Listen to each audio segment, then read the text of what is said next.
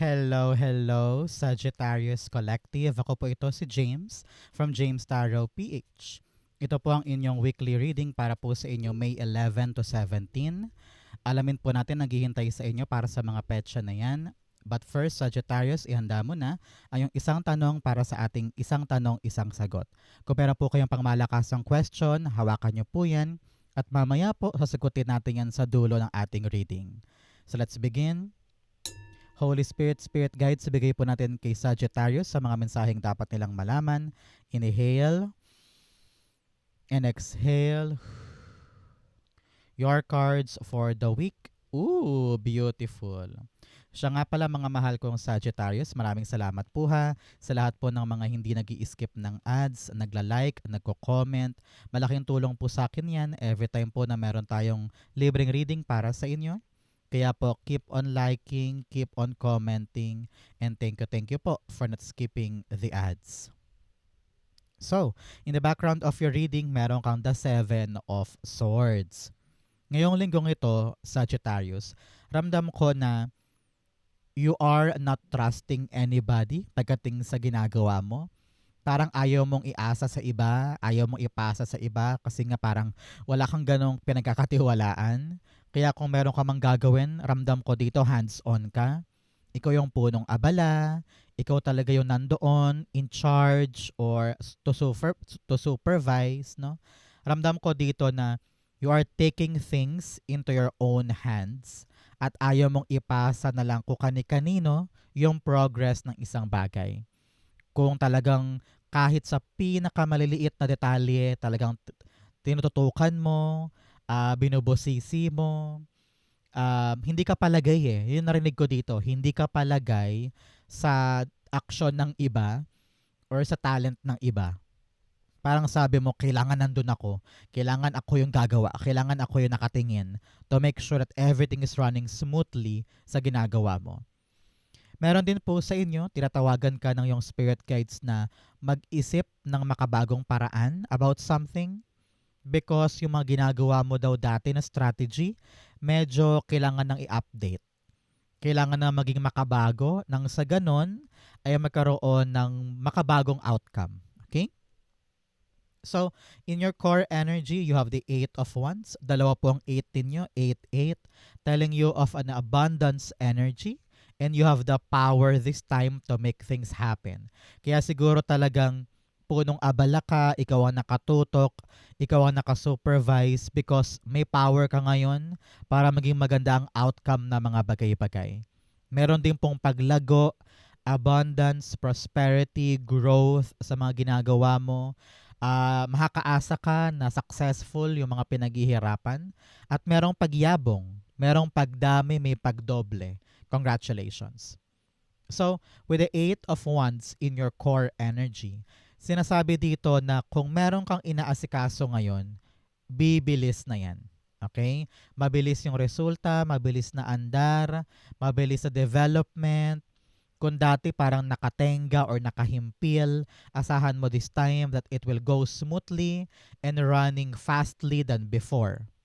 Kaya importante dito, Sagittarius, huwag iwasan yung mga dapat asikasuhin dahil napakabilis. Kailangan dito active ka, alert ka, you are ready to jump start something pag dumating na, you are ready to move pag nandyan na yung resulta, no? Kailangan dito quick sa pagkilos because talagang maraming darating na mabilis. Okay? 8 of Wands, the Page of Wands. Sabi dito, meron ka talagang mga new opportunity or new ways to do something. Parang meron kang susubukan and at some point, wala ka ng time to think about this, no? Wala ka ng time para pag-isipan or pagmuni-munihan pa. Kasi nakita ko dito, susugod ka na. Gagawin mo na agad. Many of you babiyahe, parang meron kang dapat na, parang short journey ito. Meron kang dapat asikasuhin or dapat kunin or dapat na ikompleto, parang ganyan. And parang involve yung biyahe. Para sa ibang Sagittarius yan ha. In order for you to make things happen, parang kailangan mo talagang magbiyahe patungo doon. But for some, para sa ibang Sagittarius, kung ano man daw tong aasikasuhin mo ngayon o pagkakaabalahan mo ngayon, kailangan mo dito ng pambihirang focus, efficiency, at quick action. Nang sa ganon, maitulay mo to. I don't know why, narinig ko dito na hindi lahat nabibigyan ng gantong chance o gantong opportunity, kaya wala ka talagang pagkakataon para pag-isipan pa siya or patagalin pa siya. Ramdam ko dito na kapag dumating, larga agad. Parang ganyan. Okay? So, Sagittarius, tanungin kita ngayon, ano ba tong mga hinihintay mo na gusto mo nang bumilis? Comment down below, i-manifest natin yan. It will come for you. Okay? In the area of what you need to focus on, meron po kayong the Nine of Pentacles. Sabi dito, focus ka on your own financial abundance, on your own financial opportunity. May pagkakataon ka para makapag-ipon, para kumita ng malaki, para magkaroon ng sarili mong kaperahan na hindi mo na kailangan pang umasa sa iba. You are now doing things on your own volition, on your own understanding.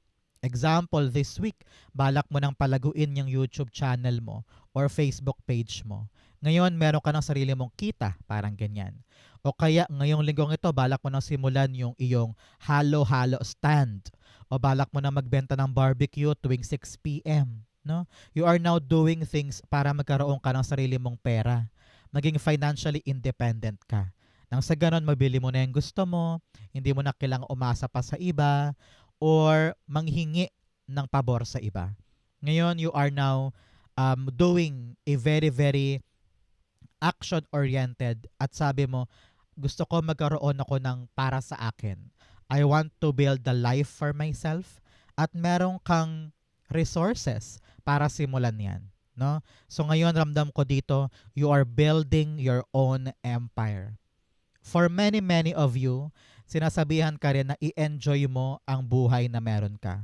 Whatever you have now, yung cellphone mo na yan, yung bahay mo na yan, yung trabaho mo na yan, yung pagkain mo today, small or big blessing, i-appreciate daw natin. Learn to love and enjoy what you have. Okay? Nine of Pentacles, the Seven of Swords. Sabi dito ng yung spirit guides, marami ka mang mga disappointment in the past. Marami ka mang mga pagkaantala or nawala man sa iyo yung ibang bagay. I'm seeing here na you need to be happy with what you have.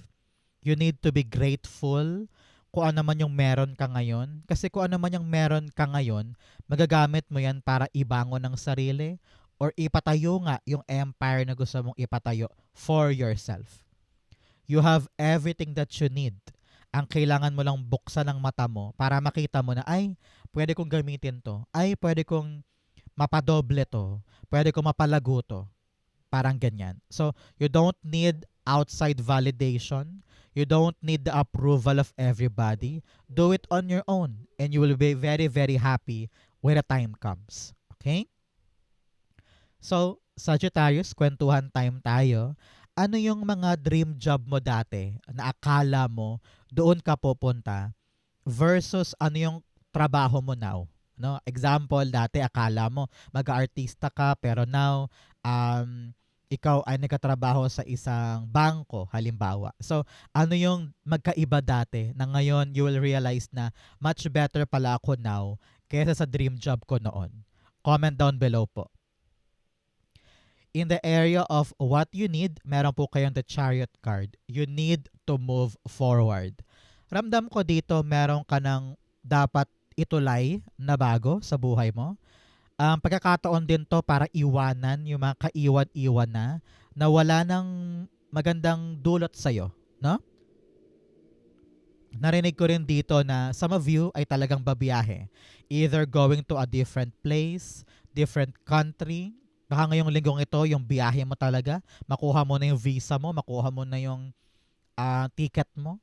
Some of you, nakita ko dito na may paglipat, lilipat ng bahay, lilipat ng apartment, lilipat ng syudad, pwedeng ganyan. This transition, bottom line, may transition ka. This transition is essential para talagang makapagsimula ka ulit or magawa mo na yung makabagong approach sa ginagawa mo. Narinig ko yung term na Iwanan na yung makaluma at yakapin yung makabagong paraan nang sa ganon magkaroon ng success this time.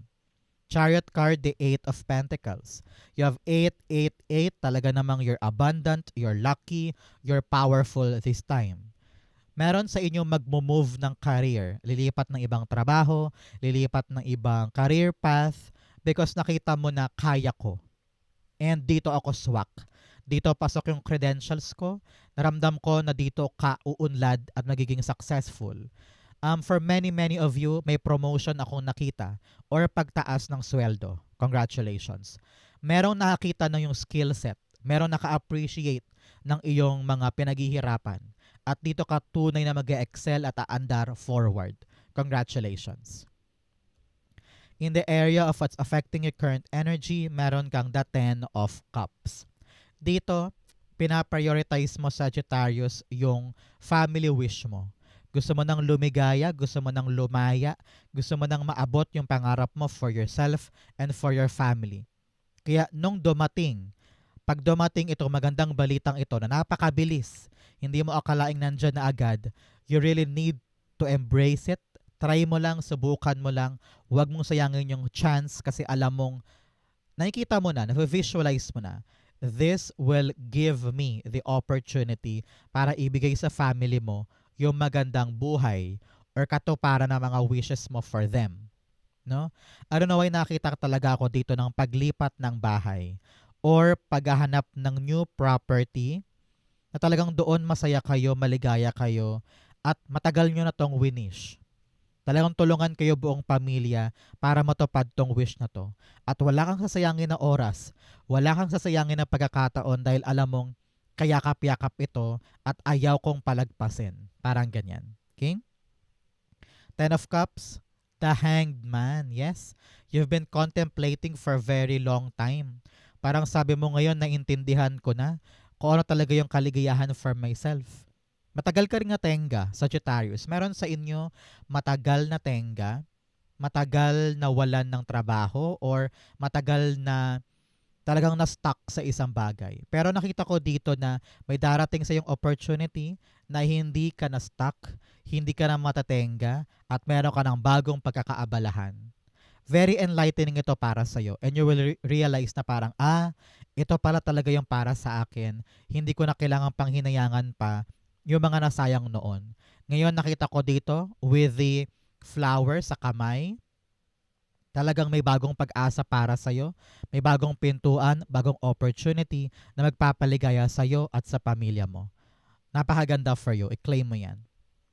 In the area of your near future, meron kang the Six of Cups. Really triumph ito over obstacle. Nalagpasan mo yung hirap ng sitwasyon, nalagpasan mo yung problemang iyan na kinakaharap mo ngayon. So antabayanan mo 6 days, 6 weeks, or 6 months after watching this video, talaga namang payapa ka na. Nakalagpas ka sa isang matinding problema and you are now really enjoying the good life. The aftermath of what happened. Ngayon parang sabi mo, ay mas maalwan, mas maayos, mas mabuti na nakalagpas na ako sa parteng iyon. And here you are giving yourself the reward. Parang sabi mo, hay buti lang nakalagpas tayo doon. Hay buti na lang nagawa ko, nakayanan ko. And you are rewarding yourself. Ramdam ko rin dito security. Security sa bahay. Kaya tamang-tama dito yung lipat bahay or mahanap mo na yung territory talaga na para sa'yo. Nakita ko dito yung home security and very safe ka, very happy. Congratulations. Six of Cups, you have the Knight of Cups. Now, here, parang buong-buo ka na eh. Ready ka na sumuong sa mga bagong bagay. Matapos mong malagpasan yung obstacle and now you're really triumphant with the outcome. Ngayon, ready ka na sumuong sa mga bago. Either halimbawa, ready ka na for a new business, ready ka na tumulay sa bagong trabaho, ready ka na gumawa ng mga productive things in your life. So congratulations. Nakikita ko dito, i-offer mo yung serbisyo mo, baka may bubuksan ka na bagong sideline or negosyo na pagkakakitaan mo, na maraming tao ang lalapit sa'yo because they see na ikaw yung best person for what they need. Congratulations. In your challenge, meron kang the Page of Swords. Sabi dito, ang problema mo ngayon, yung kahandaan na sumuong, kahandaan na gawin yung isang bagay. Ramdam ko dito, you feel like you're not ready yet. Pakiramdam mo na hindi pa ako handa dito, na wala pa akong ibubuga, na marami pa akong kailangan malaman, kaya parang umaatras ka sa laban. Sabi dito, kahit hindi ka marunong, kahit hindi ka expert, kahit hindi ka kapamagaling, lumaban ka. Take on the challenge because along the way, kayang-kaya mo naman yung pag-aralan. Kayang-kaya mo namang maging expert dyan. Lahat naman na nagsisimula, talaga namang nangangapa pa. Kaya ganun ka din. So wag mong katakutan yung pagkapa moments mo. Because diyan ka talaga matututo at diyan ka titibay, diyan ka gagaling. So wag umatras sa challenge. Face it because you can do it. Page of Swords, the Knight of Pentacles. Sabi dito kasi, wag kang magmamadali. Hindi pwedeng pangarapin mo agad yung manager kung baguhan ka lang naman, di ba? Daanan mo yung proseso, kunin mo lahat ng information and experience na kaya mo makuha para patalasin ang skills mo. Ang importante, ready kang humakbang. Padahan-dahan, paunti-unti, you will get there. Ang importante, kumikilos ka ngayon para to pa rin yung plano mo nang walang pagmamadali, nang walang pagkainip or pagkairita or pagkataranta. Daanan mo yung proseso and you will see you're gonna get there. Mahugulat ka na lang na parang, hay, ang layo-layo na narating ko, buwibilis na ako, gumagaling na ako, gumagaan na yung ginagawa ko because paunti-unti ka nang natututo. Kaya huwag kang matakot porque wala ka pang alam or hindi ka pa magaling. Kasi along the way, gagaling ka din. Okay? In your fortune, you have distant thunder, clear the air. Sabi dito, kung merong mga malabo, kung merong mga hindi naiintindihan, linawin agad-agad. Para nang sa ganon, alam mo yung pinapasok mo at hindi ka malito at hindi ka ma-confuse sa mga gagawin mong next. Okay? Kaya kung merong kang kalabuan ngayon, kausapin mo na, linawin mo na para hindi ka mahirapan. In your fortune, you're very, very lucky. You have the Eight of Pentacles. Ramdam ko dito na kung ano man tong pinaghihirapan mo, magandang-maganda ang bunga.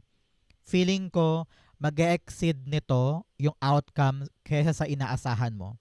Akala mo ganito lang yung presyo, biglang boom, wow, nabayaran ka ng malaki dahil na-impress sa'yo si client.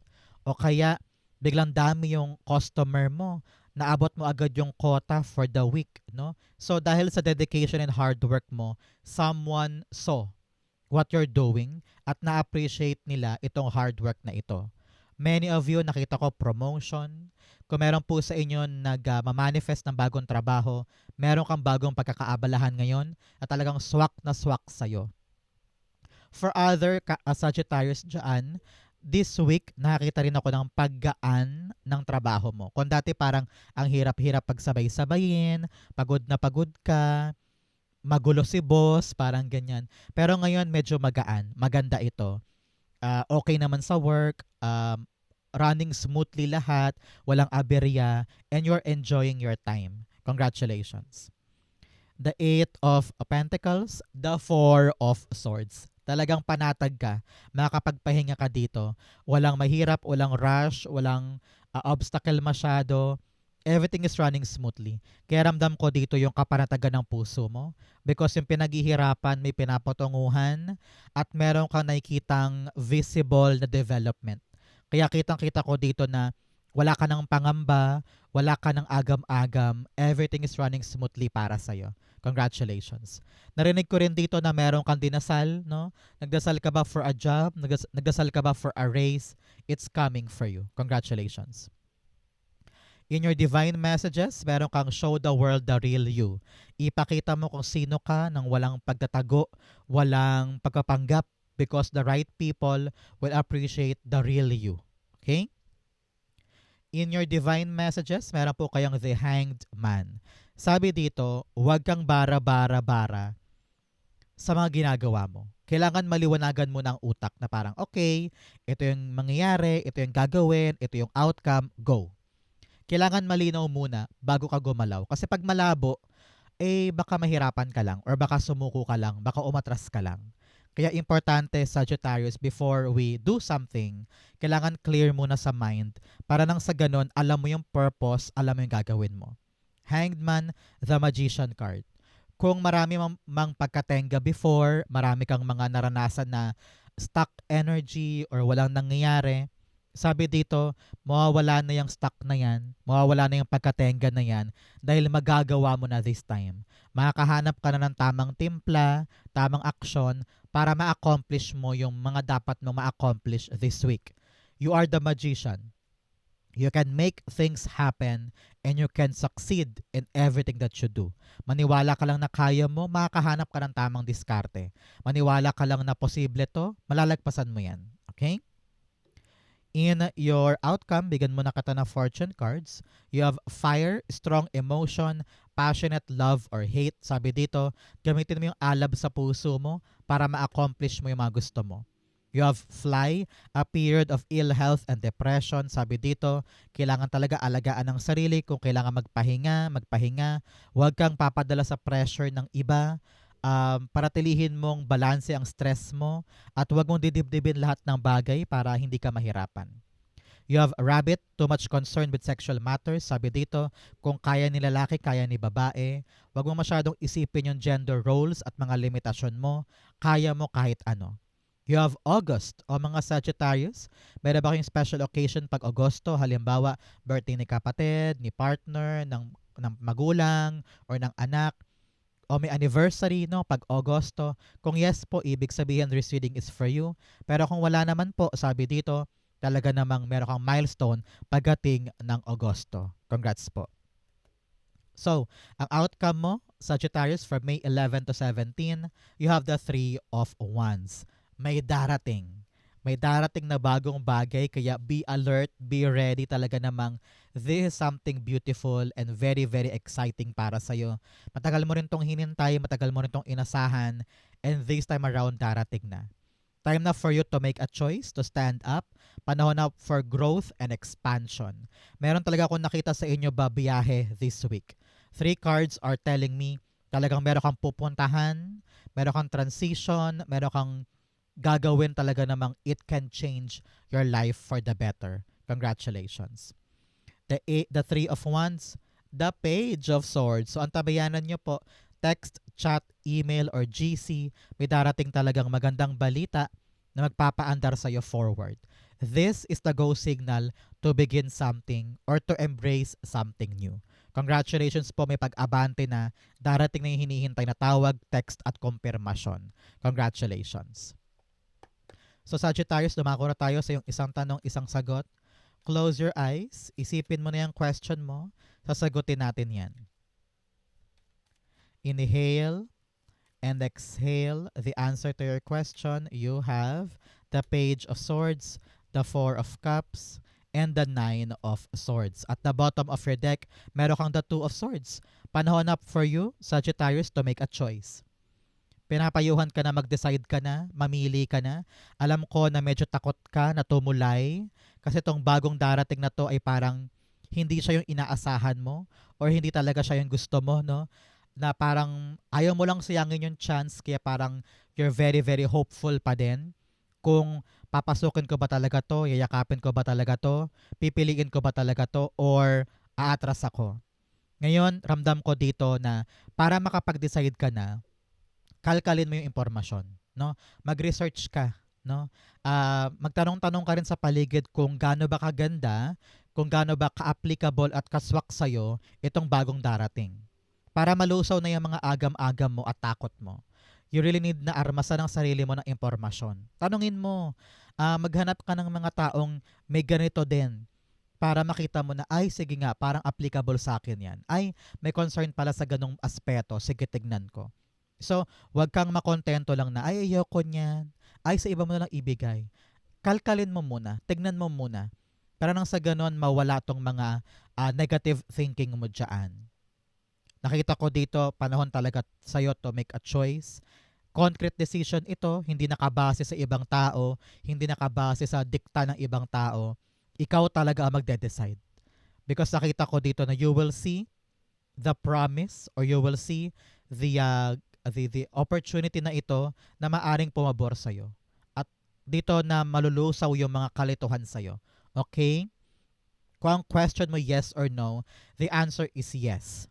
Nakita ko talaga dito na you will make a choice to accept this at aaralin mo siya at magiging confident ka sa pagyakap dito. No? So good luck. Sabi dito, aralin mo talaga para mapanatag ka. Okay? So Sagittarius, ito po ang inyong isang tanong, isang sagot. Ganon din po ang inyong May 11 to 17. Saan po kayo nakaresonate? Comment below, babasahin ko po yan. Thank you, Holy Spirit, Spirit Guides, for the clarity and messages na dapat malaman ng mga Sagittarius this week. Thank you po for watching hanggang dulo. I love you. This has been James for James Tarot PH. God bless everybody.